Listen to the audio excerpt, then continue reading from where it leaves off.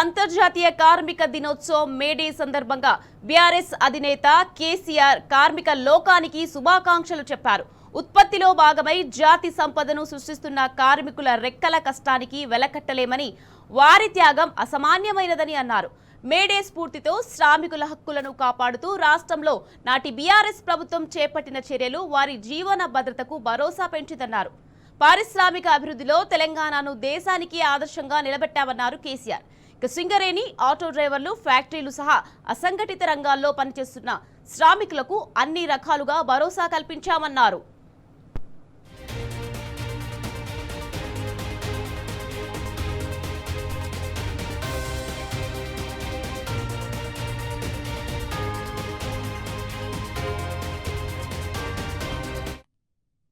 రాష్ట్రంలో నూతన పారిశ్రామిక విధానాలను అమలు చేసి ప్రపంచ పెట్టుబడులను ఆకర్షించామని కేసీఆర్ గుర్తు చేశారు.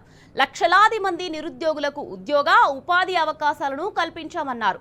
ఉత్పత్తి సేవా రంగాల్లో పాల్గొనే మహిళా కార్మికులకు ప్రత్యేక సౌకర్యాలను, హక్కులను కల్పించి అండగా నిలిచామన్నారు కేసీఆర్.